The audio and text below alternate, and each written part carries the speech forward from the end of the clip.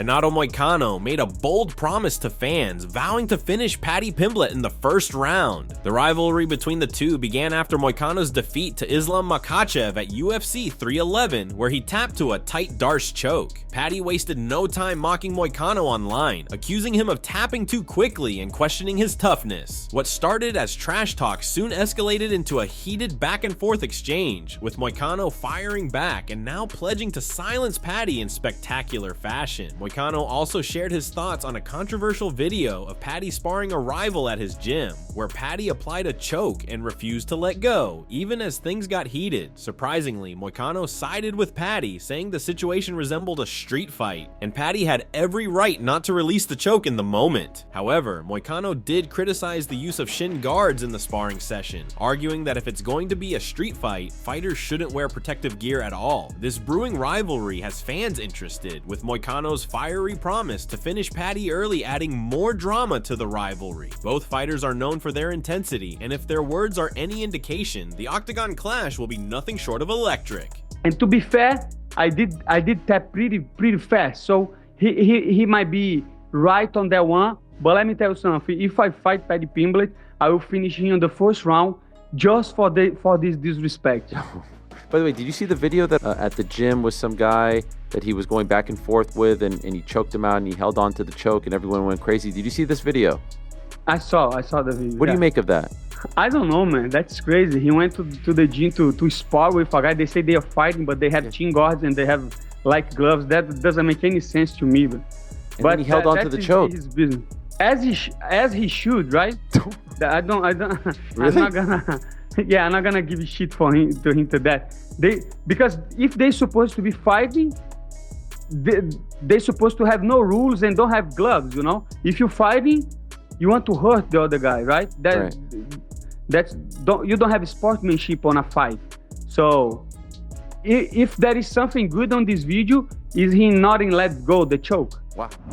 Umar Nurmagomedov isn't backing down from his belief that he beat Merab Dvalishvili at UFC 311. Umar may have fallen short in his first attempt to capture the bantamweight belt, but he showed his quality against the Georgian champion. Umar won the first 2 rounds on 2 judges' scorecards, but as the fight progressed, Merab's relentless pace and output began to take over, and the fight slipped out of Umar's control. Despite the loss, the 29-year-old made it clear that he believes he will come back stronger. In his post-fight interview with Joe Rogan, Umar revealed that he thought he had done enough to win the fight, even while dealing with a potential broken hand sustained in the first round, a factor that limited his performance over the 5-round battle. While he stated that he isn't making excuses for the defeat, he still felt confident that the fight should have gone his way. Umar has since reinforced his stance on social media, posting a short statement reflecting on the fight. While he is now focused on recovering from his injuries and returning to training, he reiterated his belief that Bruce Buffer should have announced and knew on Saturday night. Quote, "No excuses. I will become a champion. Nothing else matters. Praise be to God in any situation. And I don't think I lost this fight. Even if the whole world convinces me otherwise, I'll deal with my injuries and get back into action." Alex Pereira says he requested to fight Magomed Ankalaev at UFC 313. Alex initially mentioned that he wanted to take some time off after his recent fights, but once he was back in the gym, his mindset shifted. According to Pereira, he contacted the UFC himself to request a fight against Ankalaev, emphasizing that he was never avoiding the Russian contender. Pereira wanted to make it clear that he actively sought out the matchup. The highly anticipated bout between Pereira and Ankalaev is now set to headline the pay-per-view event on March 8th at the T-Mobile Arena in Las Vegas. Pereira, the reigning light heavyweight champion, will aim to defend his title for the 4th time in what promises to be an exciting clash between 2 of the division's top fighters. Quote, "I did say that I wanted to take a break, but I started training again. I started feeling good. I started seeing my evolution. So I called my managers right away and I said, I want to fight. I want to fight in March. I want to fight Ankalaev. I know he keeps saying that I'm just an employee of the UFC. I fight whenever they want, but I asked for him. I told them when I want to fight." End quote. Although Pereira says he wanted to fight Ankalaev, he knows the challenger is a tough challenge for him. However, Alex is confident he has all the tools tools to beat the Dagestani, as he says he's been working hard preparing for him. Quote, "He's as dangerous as any other fighter I've fought. Looking at him, the way that he fights, he's an ordinary guy. Of course he has his weapons, he has his dangers, but I've been training hard. I've evolved a lot, and I'm ready for him." Pereira is coming off a TKO win over Khalil Roundtree. He has a perfect 5-0 record since moving up to light heavyweight, as he has 2 wins over Yuri Prochazka, a KO over Jamal Hill, and a decision win over Jan Blachowicz.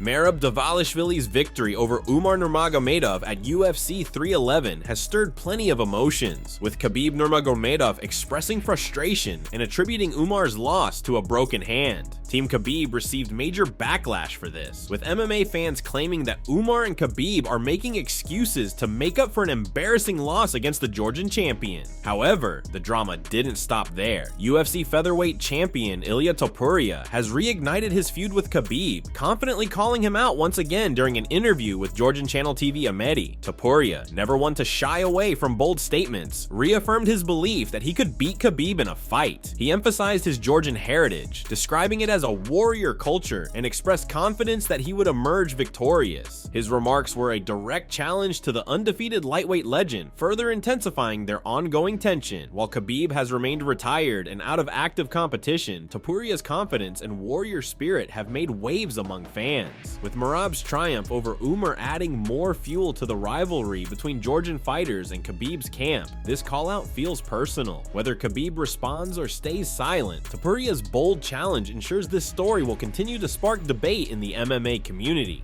"I would be happy to enter the octagon with Khabib Nurmagomedov. Why with him? He has an undefeated record, 29-0. It's attractive and compelling to me. I would 100% beat him. I am confident. Georgians are built different. We're warriors with unshakable values, and I carry the strength and pride of my people every time I fight. There's nothing bad I can say about us. We've proven time and again what we're made of. You know, a lot of people think I have many achievements and world titles, but in my mind, I can achieve even bigger things very soon. I can achieve the unimaginable. My current achievements are nothing compared to what I will become in the future."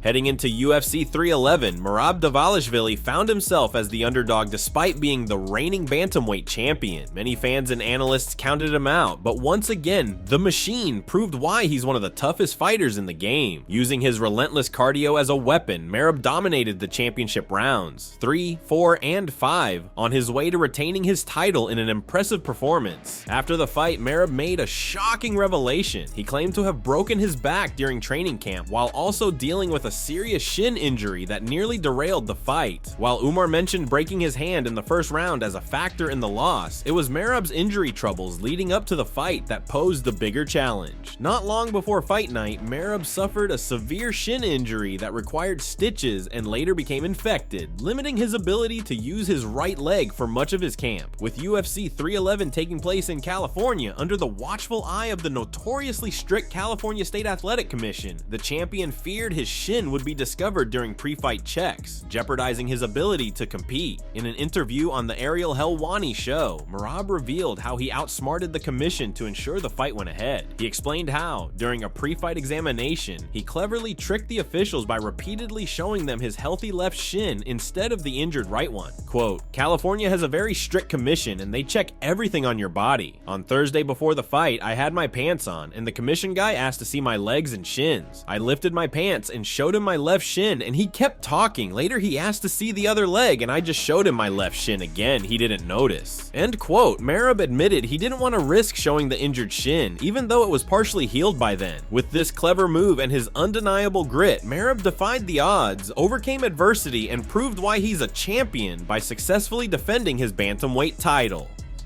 Merab is cementing his place in history as one of the greatest bantamweights of all time. Currently riding the longest win streak in the division's history, the Machine continues to shatter records and redefine dominance. With his incredible run showing no signs of slowing down, Dvalishvili looks poised for his next title defense. All signs point to a rematch with Sean O'Malley as his next title defense. Do you think Merab is the greatest bantamweight of all time? Who poses the biggest threat to his reign? Leave your comments below. That's it from MMA Psycho. Thanks for watching. Don't forget to subscribe for daily MMA news.